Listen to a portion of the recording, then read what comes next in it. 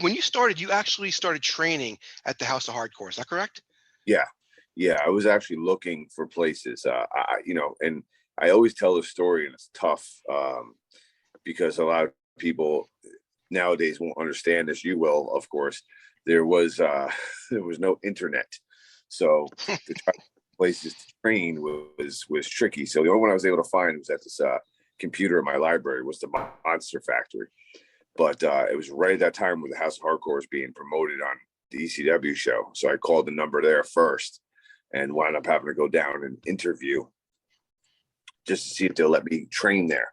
So there was an interviewing process just to get accepted to train there. So that was what I took the train down to Long Island, met up with Perry and Taz, and then had my interview. So yeah, that's I was an in-house product that started there. 96, I want to say 95, late 95, 96, something like that. What did the actual interview process consist of? Athletic background, knowledge of the business, desire, like they didn't use scare tactics, but they literally, it was not like, it wasn't pretty. It wasn't like they didn't promise you anything. It wasn't like, oh, you're gonna have this amazing life and da da da da. It was very, on the contrary. They weren't selling you to go there. Like you would think that most schools would want to sell you to go there. I'm sure a lot of people did that eventually when the boom happened, when all these indie schools popping up and whatnot. But they were like, you're going to get into business with 5 friends. You're going to get out of the business with less than 5 friends. All your friends that you're friends with now, you're not going to be friends with. You're going to lose. They were just like, it was just like one, you're going to have bumps and bruises. You can't. And at that time, it's again, it's weird to say now, because like now, if you get hurt, you get hurt. But then if you would lose a spot, you got to make sure if you hurt something, you got to tape it up. You got to get back in there, all that kind of stuff. So it was very intense. It was a very intense meeting. I still remember like Cronus just walking in the middle of it and just sitting down and looking at me. And I was like I could just feel the weight of his stare like over my shoulder. Why is this dude just looking at me? So yeah, it was definitely And then the first 2 guys you're meeting were like top guys in the company, and I didn't know that they were actually the trainers until I got down there, and there was no way. I know if it was like just regular Joes, I didn't realize it was actually going to be Taz and Perry Saturn that were going to be the trainers. Usually they try and scare you off once you pay your money. They're trying to weed you out before you even gave them $1. Yeah, man. Yeah. Wow.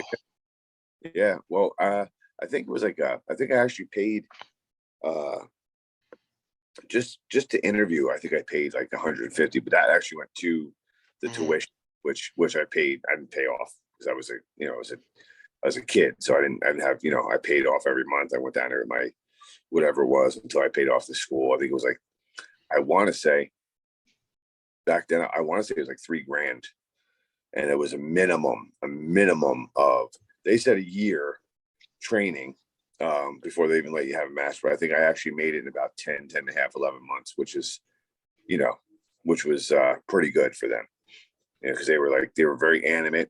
We didn't know any words. We didn't know it was a work, quote unquote, until like 6 months in, like 4 or 5 months in, something like that. We weren't allowed to talk about gimmicks, entrance gear, nothing.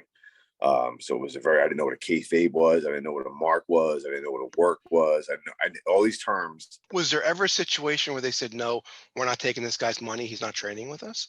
No. There was, I guess maybe in the interview process, there were some guys that maybe, I never asked, but I'm sure there were some guys like, yeah, maybe I'm just not going to do this. There were some guys in the school that weren't going to make it. Obviously, because there was only 4 of us that did, but there was hundreds. I had classes of 20 or 30 kids at some points. And at one point I was just literally, me and Perry had one-on-ones there was 2 classes a day. And it was like Taz ran one, Perry ran the other, or sometimes they were both. There was like a period of 4 months was just me and Perry doing one-on-ones because everybody else quit. And if there was a couple guys came in, they would be in and out after like 2 or 3 weeks, because it was a pretty intense experience, to say the least. What were your initial impressions of Taz? Perry and Taz were pretty much just like what you saw on TV at the time.